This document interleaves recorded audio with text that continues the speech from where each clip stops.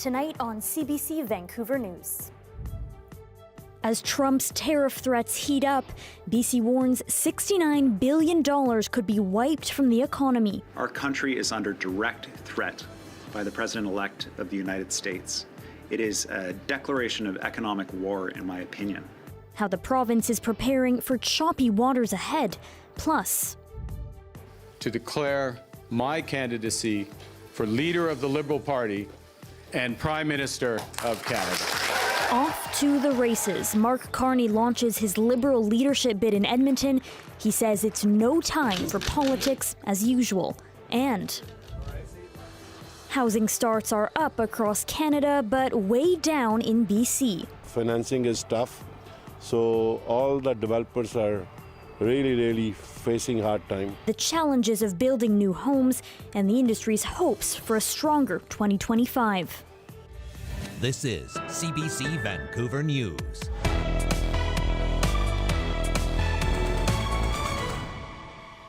Hello, I'm Michelle Ghoussoub. Thanks for joining us. The war of words over the looming Canada-US trade battle is heating up. As Katie DeRosa reports, BC's premier is doubling down on retaliatory tariffs and bracing the province's books for an economic crisis. It is a declaration of economic war, in my opinion. Premier David Eby is painting a dire picture of what U.S. tariffs could do to BC's finances.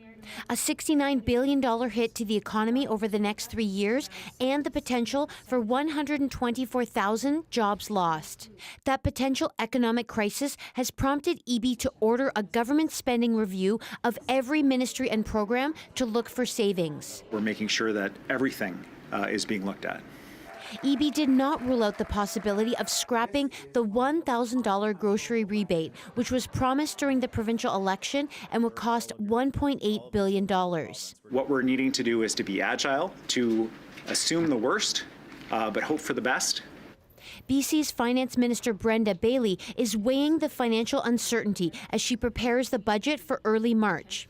BC is already facing a projected deficit of more than $9 billion. The threat of looming tariffs dominated the minister's mandate letters, which is where the premier outlines his priority for each ministry. The word tariff appeared 43 times.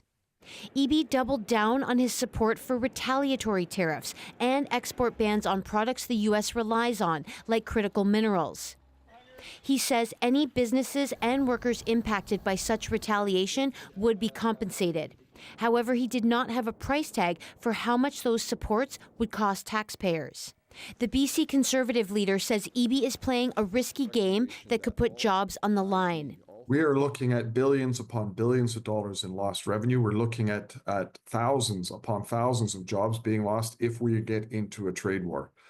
The Americans are like trade sailing up with a battleship, and David Eby is going out with his little dinghy with a pop gun to fight back. The federal Conservative leader was in Vancouver Thursday and slammed the Trudeau government for not reducing Canada's trade reliance on the U.S. By blocking pipelines and LNG plants in Canada, the Liberals have forced Canadians to sell almost all of our energy to the United States, giving President Trump massive leverage in making these tariff threats. Donald Trump will be inaugurated on Monday, which means the clock is ticking on a deal to avoid a full-blown trade war. Katie DeRosa, CBC News, Victoria. Federal Liberal leadership hopeful Mark Carney launched his campaign bid in Edmonton today and will be at a campaign stop in Richmond tonight.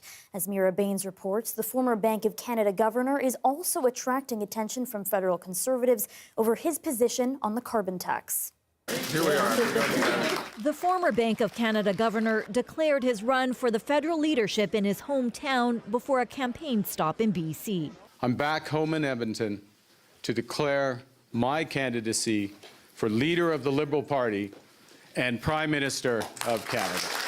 Federal MPs from the West, George Chahal from Calgary, and from Surrey, Sukh Dhaliwal and Randeep Sarai were in the crowd. With Canada under the threat of U.S. tariffs and economic uncertainty, he says he's the best person for the job after also heading up the Bank of England. I've helped manage multiple crises, and I've helped save 2 economies. I know how business works, and I know how to make it work for you. The federal Conservatives are already taking aim with a new ad zeroing in on his position on the carbon tax, which Conservatives have pledged to axe. Carbon tax Carney. He's just like Justin. Federal Conservative leader Pierre Poilievre has been touring Vancouver Island before today's stop in Delta. President Trump has said he wants to tariff our country. We cannot afford economically destructive liberal taxes that will drive even more business and jobs out of our country. Carney's position on the hot button issue is unclear. He didn't pitch specific policies, but says he will in the coming days. His support within the party will soon be tested. BC MP for Steveston Richmond East is hosting a campaign event for Carney, owing his support to his economic experience. Credibility and knowledge and ability to do a lot of things with respect to, diplomatic relations. The longtime MP for Vancouver Centre says she's committed to supporting former Finance Minister Chrystia Freeland, who is expected to announce her leadership bid in the coming days. She will listen to us. I think, Mark Carney, I wish him good luck, obviously, but we don't want economics. We want a politician who's tried and tested. Former BC Premier Christy Clark officially announced she would not be running earlier this week. Federal Liberal Party members will decide their new leader on March 9th. Mira Baines, CBC News, Vancouver. New numbers released by the Canadian Mortgage and Housing Corporation show housing starts are up 2% across Canada in 2024. But it's a different story here in BC, where numbers showed a significant drop. As Saurabh Sandhu reports, there are hopes that trend will be reversed this year.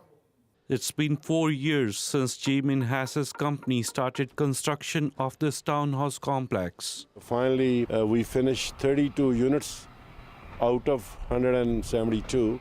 But he says the last couple of years have been tough for home builders like him.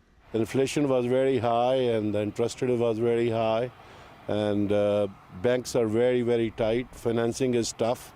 So all the developers are really facing hard time.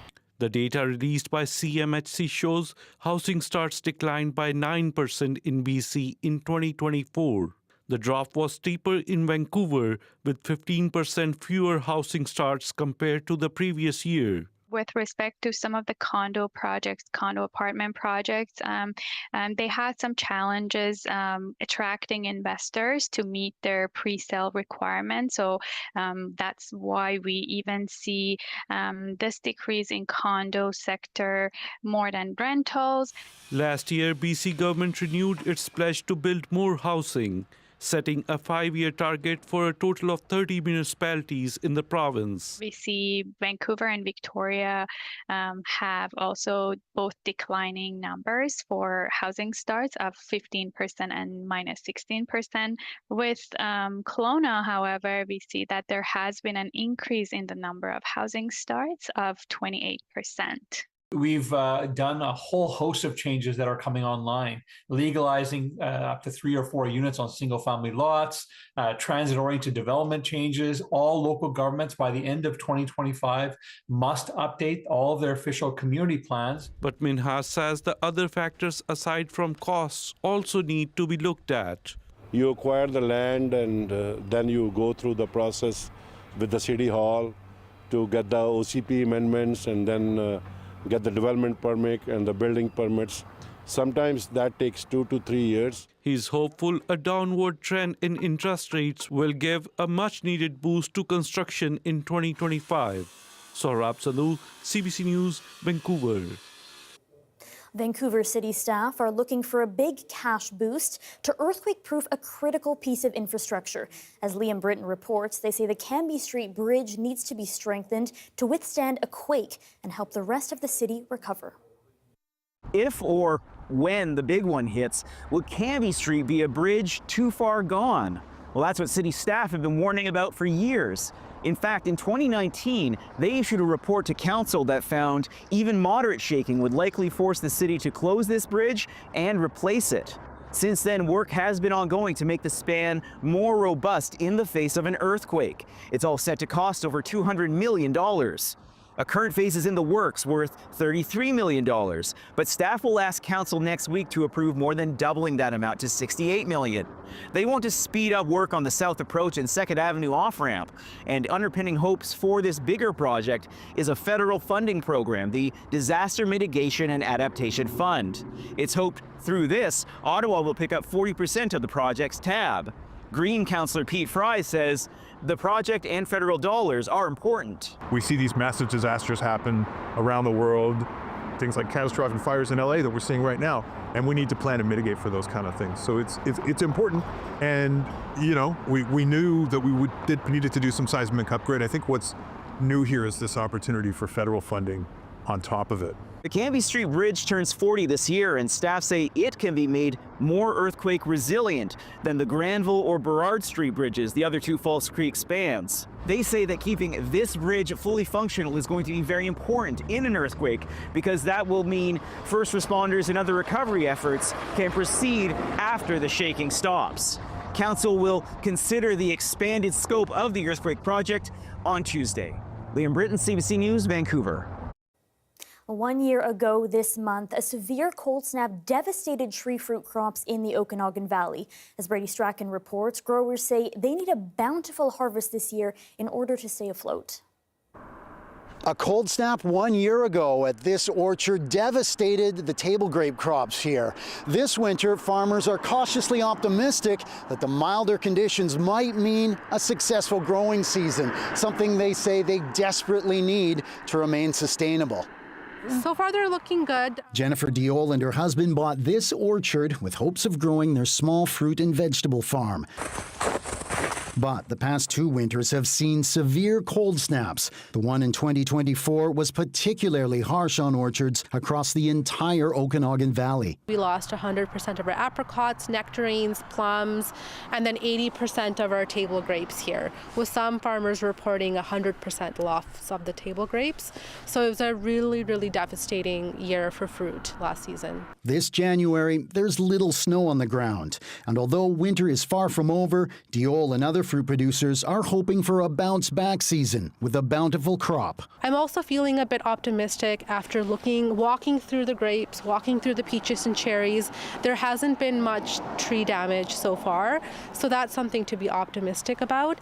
And some farmers are reporting bud activity, which means that the trees have potential to produce fruit this year, so long as the weather holds. The mild temperatures are not expected to remain, but while the mercury may dip well below freezing, weather forecasters are not predicting an extreme cold event as what came in recent years. This isn't really true Arctic air, so we will be transitioning to a colder pattern starting late this week and into the weekend and lasting into early next week. But I mean, to compare it to true Arctic air, we're really nowhere near that. With heavy crop losses the past few years, many farmers say they desperately need Mother Nature to cooperate this season. Diol says another year of crop loss would be devastating for her farm. We're in our 4th season. We really can't afford it.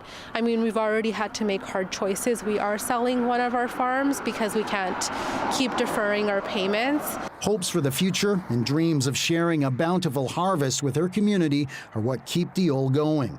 She says her future in farming depends on it. Brady Strachan, CBC News, Kelowna. Darius Maravi joins us now with a first look at the weather. Another beautiful day, but cold.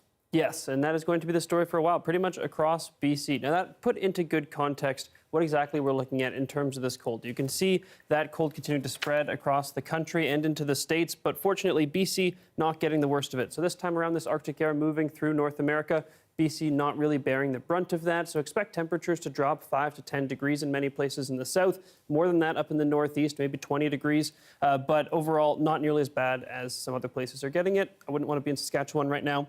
All that moisture that has moved through the province is continuing to move off, which means that other than a few flurries that are lingering, we are pretty calm. So like you said, Michelle, sunny and calm. All right, thank you so much, Darius. A bridge to nowhere, why a long-established overhead walkway between Metrotown SkyTrain and the mall is no longer used, and the impact on pedestrians, that's next. This is Vancouver is a new CBC podcast where we explore the issues, the stories, and the people that make this place home. Listen to This is Vancouver wherever you get your podcasts.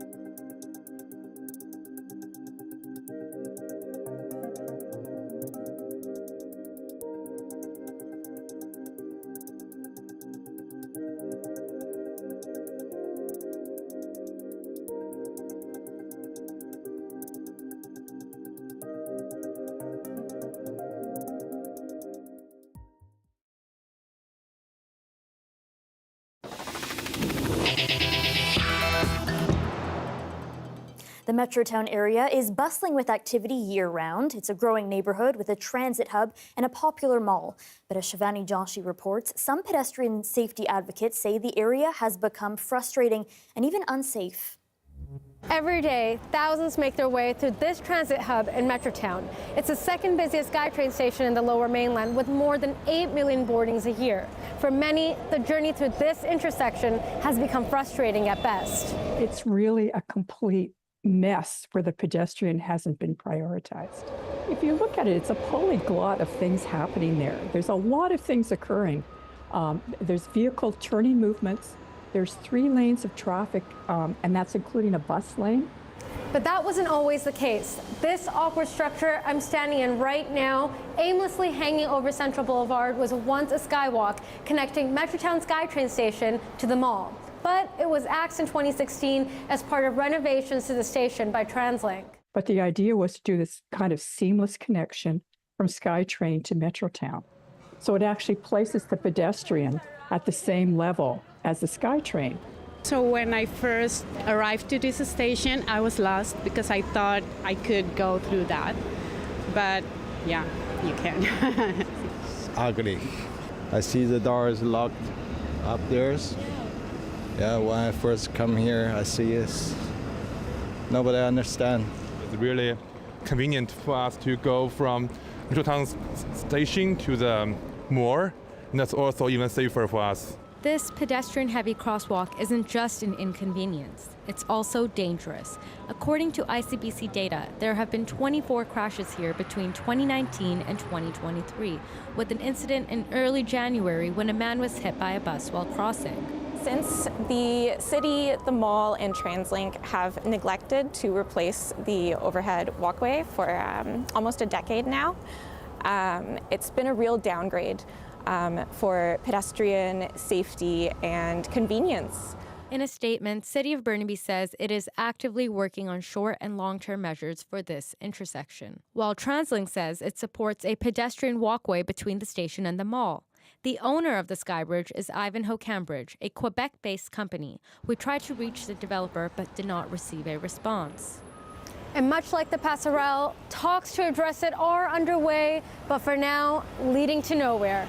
Shivani Joshi, CBC News, Burnaby.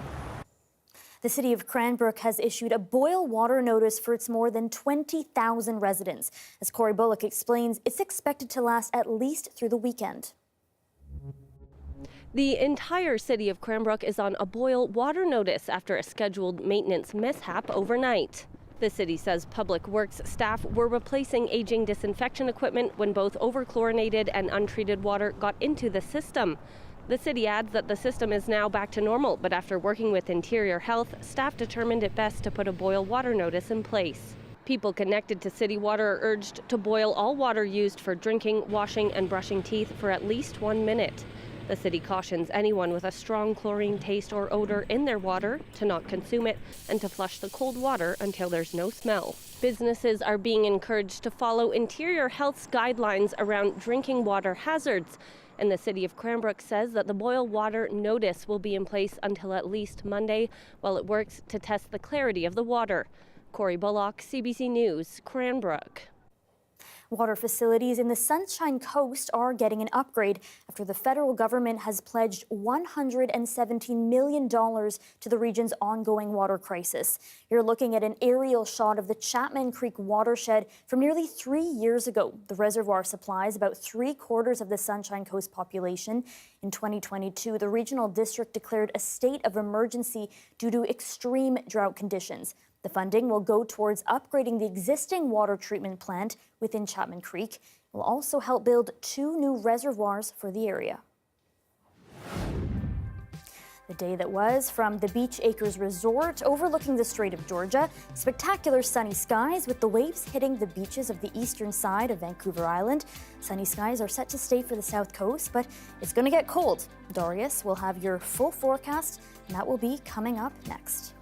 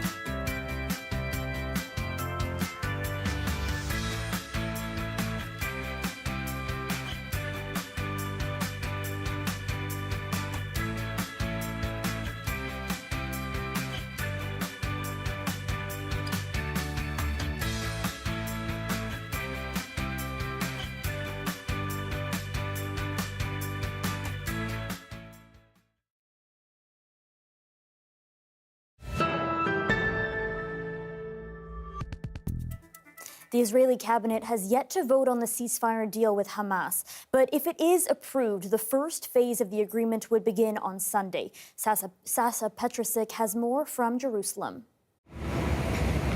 The ceasefire deal seemed to be on again, off again most of the day today. The Israelis complaining that Hamas had raised last-minute demands that were unreasonable. Hamas saying that it did not do that and that, in fact, it was going by the agreement that was announced yesterday. But in the end, it looks as though the ceasefire deal is back on track. Israel is now going through the process of getting cabinet approval and getting the approval of the Israeli parliament, the Knesset.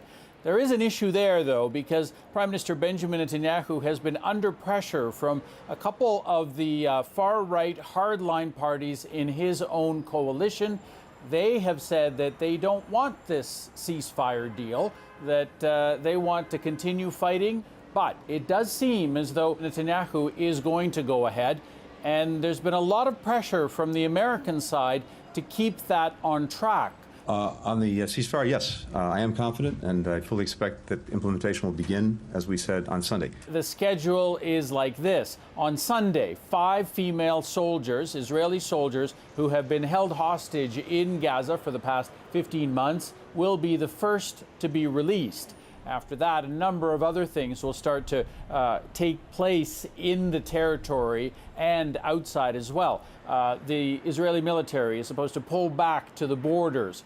Aid agencies are supposed to be able to ramp up the amount of aid that they've been able to get in. Also, there have been these lists of Palestinian prisoners being held by Israel in its jails.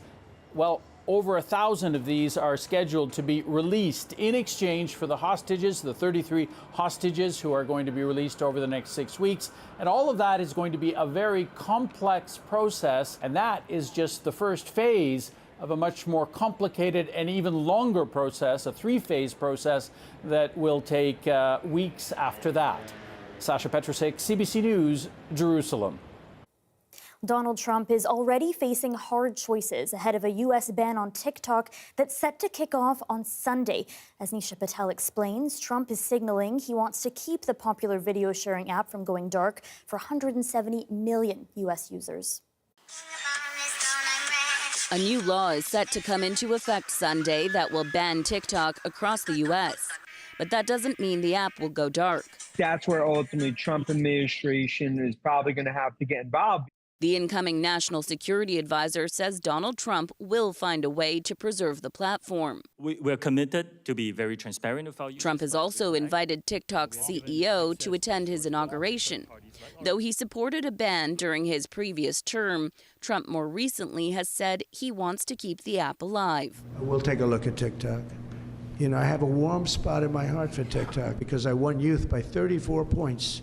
The law passed last year would only allow TikTok to operate in the U.S. under an American owner. The U.S. government had alleged that data collected from the app on end users' devices was possibly being shared with the Chinese government. TikTok denies those claims, and millions of Americans seem to care little about the national security concerns, responding to the looming ban by flocking to a similar video app known in English as RedNote. And we, myself included, downloaded an even more Chinese app and went, here's our data. Now give us the dancing cats. Experts say RedNote may present similar risks. These apps, too, could be subject to legal action by the U.S. government in future. The law, as it's currently written, isn't specifically limited to TikTok. Wow, the box sang when I opened it up. Dan Roto earns a living making videos online. If TikTok doesn't survive, he'll feel the loss. It's extremely disappointing and disheartening. Roto, a Canadian, moved to the U.S. 2 years ago to earn more from the content he creates. I've got 2.9 million followers that are just going to disappear. I won't have access to that audience to be able to sell it to brands for marketing purposes. So additional photos from he's hoping that TikTok will get a last-minute reprieve. Nisha Patel, CBC News, Toronto. Bollywood star Saif Ali Khan has been stabbed after an intruder barged into his home in Mumbai. The 54-year-old actor has had to undergo surgery for the multiple wounds. Salima Shivji in New Delhi has the latest. He's out of danger now and recovering in an ICU bed in hospital. But Bollywood star Saif Ali Khan had a big scare earlier today when an intruder managed to enter his home in a ritzy area of Mumbai in the early hours at about 2 o'clock in the morning. Now, Saif Ali Khan is from a very prominent celebrity family. He and his wife, superstar Kareena Kapoor, are actually considered Bollywood royalty. The knife that was used to attack Khan was actually lodged inside his spine, and he had to undergo surgery to have it removed, and also to repair leaking spinal fluid. Khan had about 6 stab wounds, 2 of them very deep in his neck and arm, the doctor treating him confirms. Mumbai police are investigating, and they do believe this was all part of a botched robbery attempt. Officers think that the intruder used a fire escape to enter the home while the family, including the couple's 2 young sons, were sleeping. Now, Kareena Kapoor, Khan's wife, has released a statement saying this has been an extremely challenging day for the family and that they're still trying to process what happened, as she called for the media to give them a little bit of space and privacy to actually process what happened. And Mumbai police have actually set up about 20 teams to continue this investigation to try to track down the suspect. Salima Shivji, CBC News, Delhi.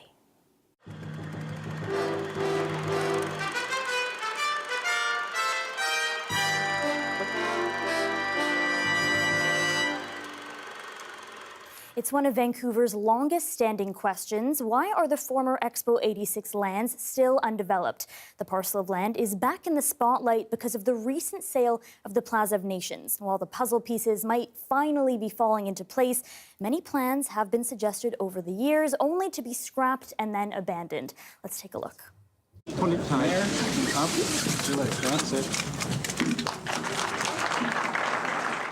This afternoon, the cover came off the worst-kept secret in town. Concord Pacific, the Canadian company controlled by Hong Kong billionaire Li Ka-shing, will develop the 207-acre Expo site in Falls Creek. Economic Development Minister Grace McCarthy appeared delighted the process is finally over. She said it was a message to Asian investors to come to BC. We've reaffirmed the importance of foreign investment to British Columbia's future and the way that investment from outside the province can be used to stimulate economic activity and growth within our province. For the Premier, it was as usual. A fantastic day. A great day for our province and for all British Columbians. The Premier anticipates Li Ka-shing will spend 20 years and nearly $2 billion building his project, and that should provide 28,000 man-years of work.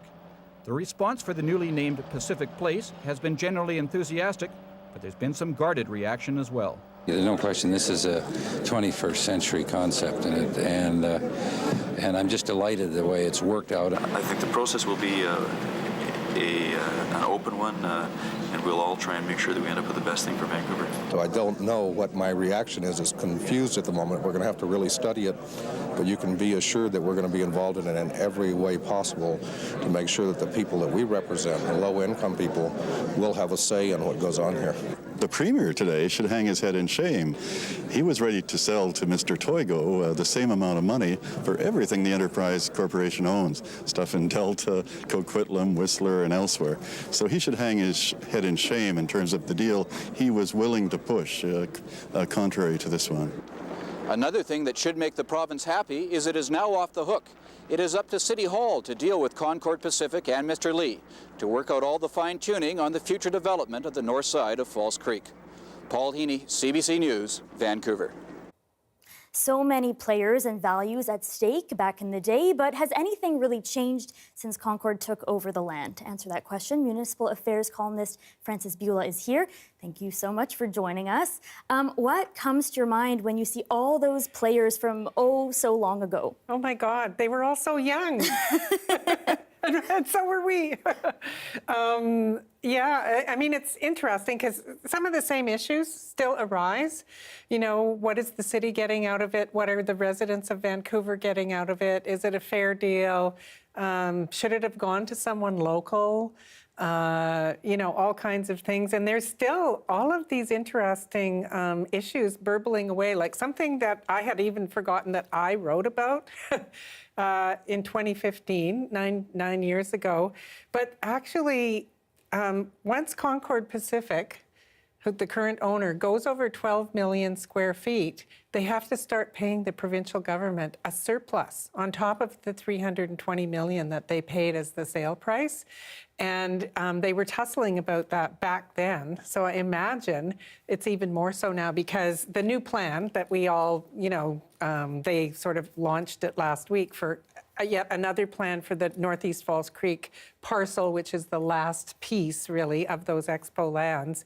It's going to be much, much greater density.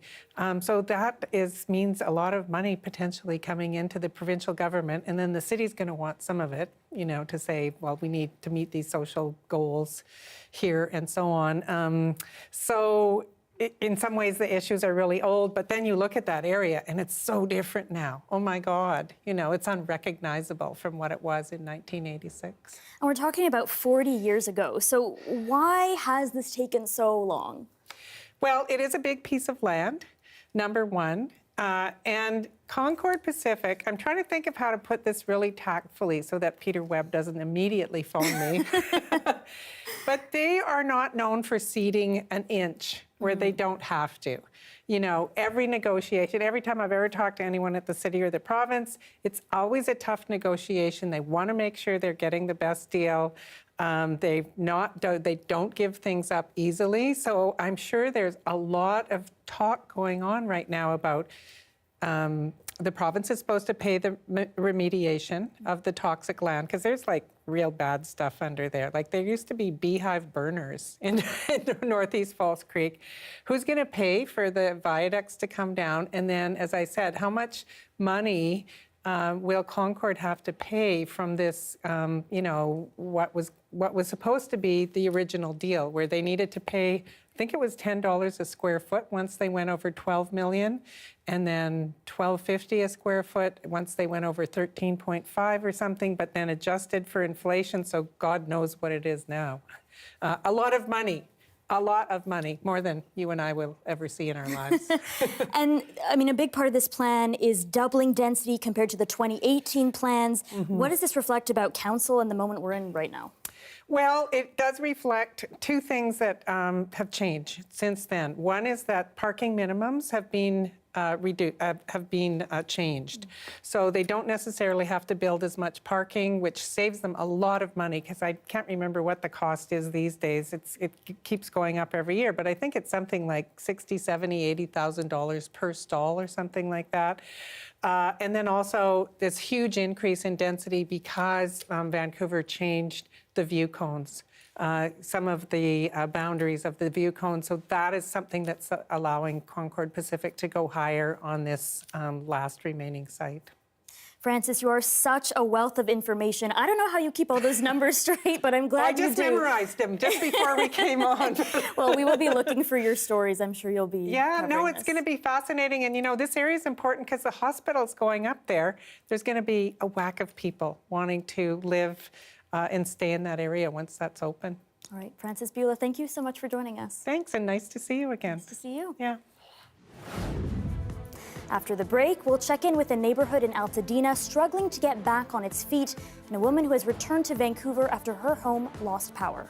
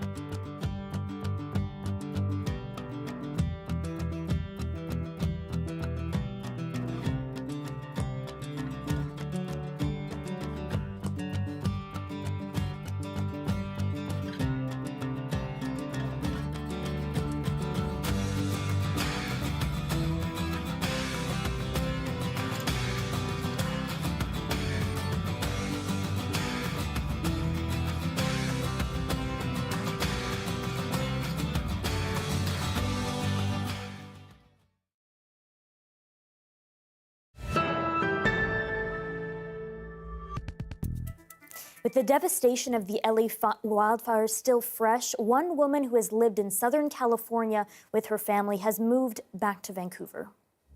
I came to BC because our schools are closed. We didn't have potable water. We weren't allowed to drink the water, even wash the dishes with the water. We couldn't turn on the heat or the air conditioning or the fan.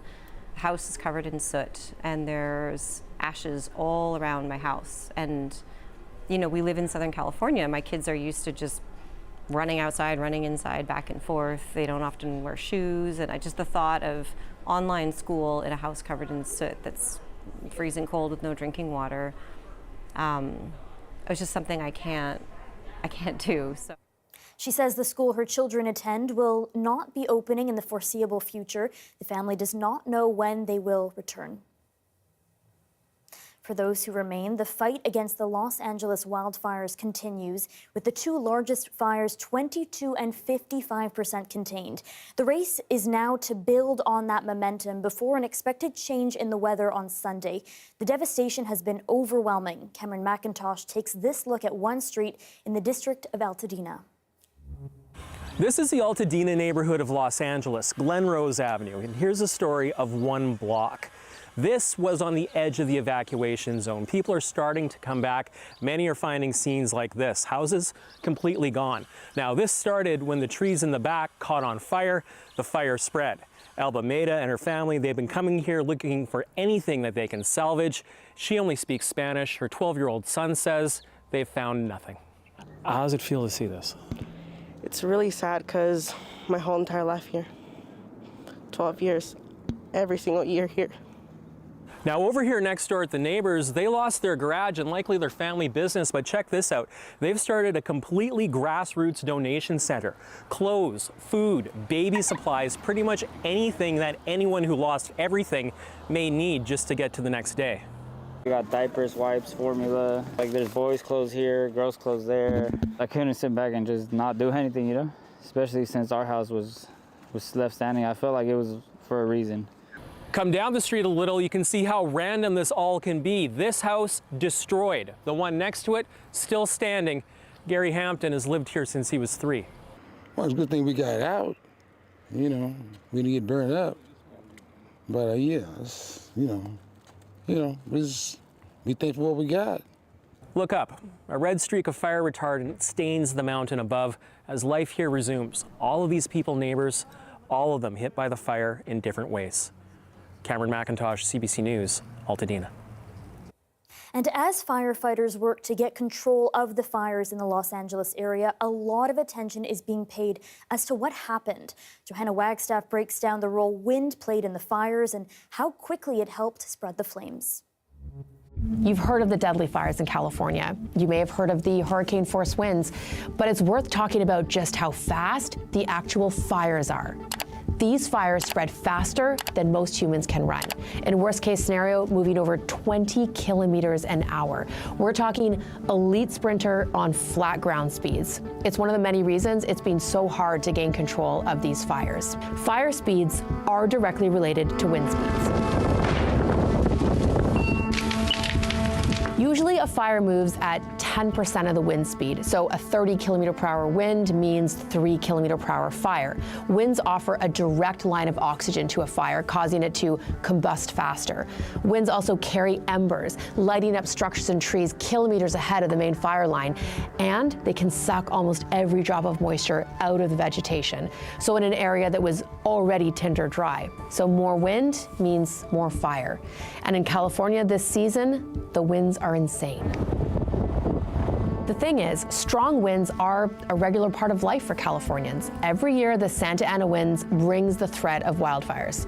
So why are they suddenly supercharged? To answer that, we've got to start in the Great Basin Desert, where it all begins.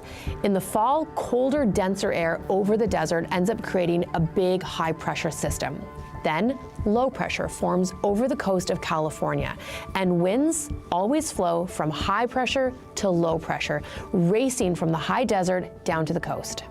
But here's what else happens. As the winds move through the mountains, they get squeezed through the passes and canyons. Think of a hairdryer, taking air in, compressing it, and blowing hotter and drier on the way out. And this year, it's one of the worst I've ever seen. So usually we'd see wind gusts peaking at around 60 kilometers per hour. But when the fire started, we saw peaks of 120 kilometers per hour, as fast as sustained winds around a hurricane. Normally these winds sort of get broken up as they pass through the mountains, but this time the winds rolled right up and over the tops of the mountains. And that's because that high pressure system I told you about, it was stacked, meaning strong from the surface up high into the atmosphere. The result was almost like a tsunami of wind splaying out into the communities at the base of the mountains. And with no rain in the long range, it's not clear how long it will take firefighters to stop these fires. But we know the winds will play a huge part in winning the battle. And Darius Maravi joins us now with the weather, but first some good news on those California wildfires. That's right. I think it really paints the picture of just how devastating those fires were and why they were so devastating. But fortunately, it also gives us a window into why firefighters have a chance to take back control again. Because right now the winds are not blowing nearly as strong. That means that despite the drought conditions, the dry conditions, the lack of moisture even in the air, they are able to get control of those fires just because those winds have calmed down. Now, the next bout of those winds could come as early as Sunday, but even just having that 4-day respite from those winds is hopefully going to be enough to really get things more under control, at the very least. Now, let's turn to our weather here in BC, where we're seeing the precipitation and those flurries start to move off of the province. We have seen some cloud in places, and that's going to continue. But for the most part, we're looking at sunny conditions across the vast majority of the province, really right up until we get into next week. As we get into the end of the weekend, maybe some precipitation comes into the northwest. But other than that, it's dry and calm and cold across BC. And that's really the big weather story this week and into the weekend. It's going to be those cold temperatures. You can see that continuing to drop over the next few days. Now, when we had that precipitation come in and the showers across Vancouver and the south coast, we had a low pressure system moving across the north. So that's why they got the more intense storms, and then a cold front sweeping down here. But that cold front didn't really bring the same cold temperatures that this Arctic air mass is going to. That's really what's dropping those temperatures as it moves further south. Fortunately, for the most part, further east than us, but we are still going to see some pretty chilly temperatures, especially up in the northeast, and temperatures will be below seasonal in southern BC as well, especially in the interior. Now, in terms of the lows, those are looking especially brisk in places, especially up in the north, where we're going to see temperature swings over a few days of as much as 30 degrees Celsius. So, yeah, definitely going to be a bit different from the very mild conditions we've been experiencing for about a month now. Conditions across the province tomorrow seem mostly sunny. A few flurries do linger in places like Fort St. John and parts of the Peace, as well as down in the southeast. But for the most part, we are looking at very calm and sunny conditions. And really, that's all that's in the forecast until maybe the end of next week. If we take a look at our 5-day forecast here in Vancouver, we're also really looking at more of the same. A little bit of cloud comes in and out, but for the most part, it's going to be sunny. It's going to be cold. So I don't know what to tell you. I was going to say it's a good weekend to be with a book, inside with a book, but I feel like that's more rainy weather. So enjoy the sunshine. We won't complain about the cold, or other people in Canada will get mad at us. Fair. Thanks, Darius. Thank you. Tributes are pouring in for American filmmaker David Lynch, who has died at the age of 78. We'll take a look at his life and work next.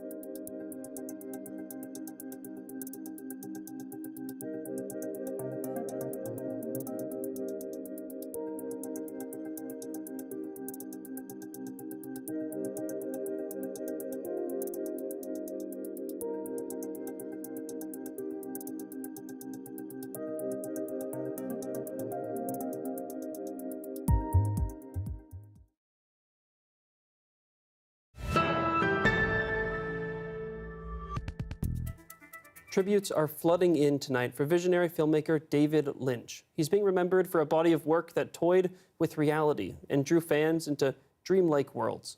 Films like Mulholland Drive made him a 3-time Oscar nominee, and his series Twin Peaks broke ground on TV.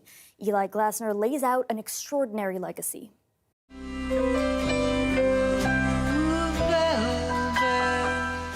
Are you the one that found the year? There's only one way to describe movies such as Blue Velvet, wild at heart, Lynchian. Born in Missoula, Montana, young David Lynch, a literal Boy Scout raised by his loving parents, showed an empathy for the strange with his early films, Eraserhead and The Elephant Man. Life is full of surprises. Elephant Man's success led him to make the first Dune film. He chose to make the first version of Dune as a, Victorian nightmare with exaggerated grotesqueries. It's totally his work. Long live the fighter! It flopped, but Lynch doubled down, serving up his twisted version of Suburbia, Blue Velvet. It was surreal, it was sexual but dark, and all of these elements. Whether it was Nicolas Cage, Dennis Hopper, or Naomi Watts, starring in a Lynch film changed careers. That's Lynch seeing people and finding things in them just by holding his camera and refusing to look away. Lynch also shaped the small screen with his mix of the mysterious and mundane in the Twin Peaks TV series. But there was another side to Lynch. He was your lovably weird grandpa who recorded weather reports. Golden sunshine all along the way. And preached the power of transcendental meditation. I love going into another world. I love to catch ideas. His message resonated with celebrities and creators of all kinds. There really is this through line that exists between mindfulness, in whatever capacity you do it, and art. Lynch had been diagnosed with emphysema. His family announced his death online, saying, "There's a big hole in the world now that he's no longer with us. But as he would say, keep your eye on the donut and not the hole." David Lynch was 78. Eli Glasner, CBC News, Toronto. Thanks for being with us tonight on CBC Vancouver News at 6. You can watch this newscast on CBC Gem, our free app, as well as on YouTube and our website, cbc.ca/BC. I'll have your next local news at 11 o'clock, right after the National. Have a great night.